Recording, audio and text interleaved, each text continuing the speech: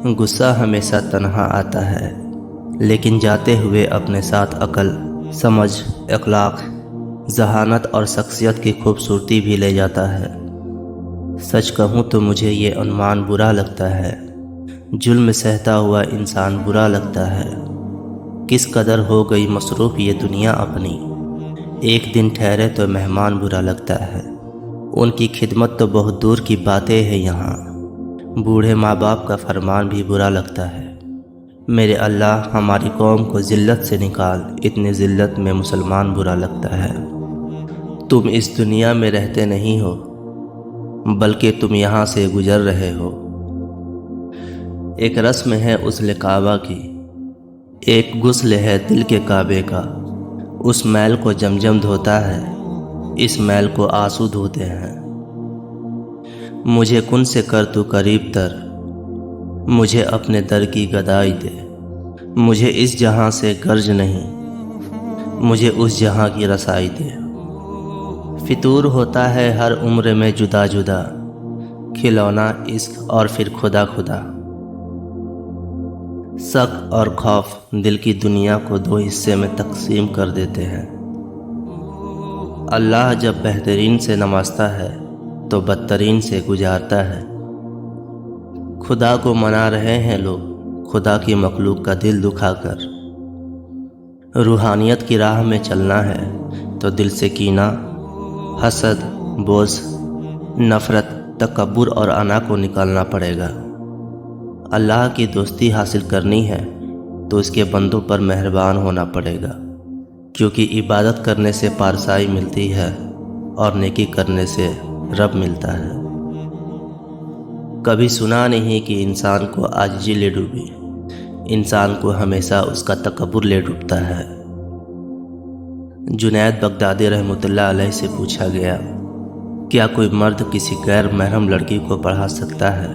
فرمایا، اگر پڑھانے والا بایزید بستامی ہو اور پڑھنے والی رابعہ بصری ہو، جس جگہ پڑھایا جا رہا ہے وہ بیت اللہ شریف ہو اور جو کچھ پڑھایا جا رہا ہے وہ کلام اللہ شریف ہو، پھر بھی اجازت نہیں ہے۔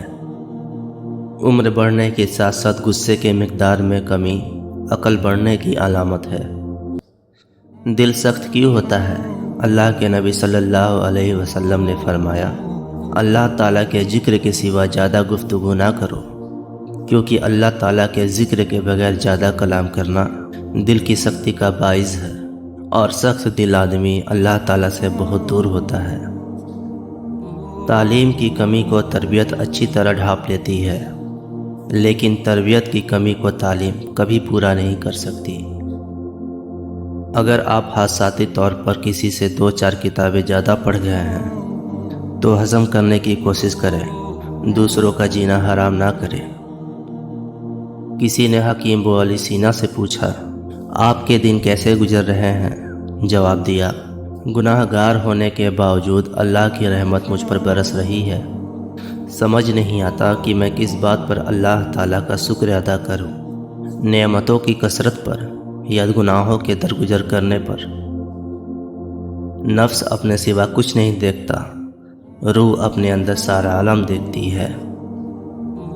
اللہ کے نبی صلی اللہ علیہ وسلم نے فرمایا، یاد رکھو اللہ کی مدد اور نصرت صبر کے ساتھ ہی ہے، اور ہر تکلیف اور مصیبت کے بعد کشادگی ہے، اور بلا صبح ہر مصیبت اور تنگی کے بعد آسانی ہے۔ آدھے سے زیادہ کام اس وقت ہی ہو جاتا ہے جب آپ کہتے ہیں، یا اللہ مدد فرما۔ موسیٰ علیہ السلام نے جس راستے سے دریا پار کیا، فرعون اسی راستے پر غرق ہوا۔ راستے نہیں، رہبر بچاتے ہیں۔ حضرت واصف علی واصف فرماتے ہیں، غم کو بھی اسی طرح قبول کرو جس طرح خوشیاں قبول کرتے ہو۔ غم اور خوشی ایک ہی مصنف کی لکھی ہوئی چیزیں ہیں۔ خوشی بھی قبول ہے، غم بھی قبول ہے۔ خواجہ حسن بصری رحمۃ اللہ علیہ فرماتے ہیں، بھیڑ بکریاں انسانوں سے زیادہ باخبر ہوتی ہے، کیونکہ چرواہے کی ایک آواز پر چرنا چھوڑ دیتی ہے، اور انسان اپنی خواہش کی خاطر احکام الہی کی بھی پرواہ نہیں کرتا۔ کچرے میں پڑی روٹیاں روز یہ کہتی ہے، पेट भरते ही इंसान अपनी औकात भूल जाता है। मदद करने का जज्बा कभी सर्द नहीं पड़ना चाहिए। इसी एक जज्बे से मंसूब है इंसानियत। सोच अच्छी होनी चाहिए क्योंकि नज़र का इलाज मुमकिन है, लेकिन नज़रिए का नहीं। शेख सादिक रहमतुल्लाह अलैह ने फरमाया, आपके इखलाक की कदर भी लोग उस वक्त करेंगे जब आपके पास दौलत और ताकत हो। गरीब कितना भी खुश इखलाक हो, लोग उसके खुश इखलाक को मजबूरी समझते हैं।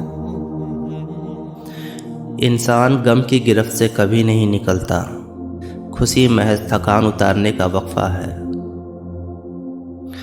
जिंदगी के हर मोड़ पर जहाँ इम्तिहान होते हैं, वहीं अल्लाह की मदद भी मौजूद होती है। बस यही सोचकर दुआ मांगते रहा करो। रब को तुम्हारा मांगना पसंद है। और रही बात कबूलियत की, तो उसका वादा है वो ज़रूर कबूल करेगा। जब ज़िंदगी में सब कुछ उलट पुलट होने लगे, तो समझो कि रब्बे करीम उन्हें नए सिरे से तरतीब दे रहा है। अब दुआ करो, इंतज़ार करो और देखो कि वो जो भी करेगा बेहतरीन करेगा।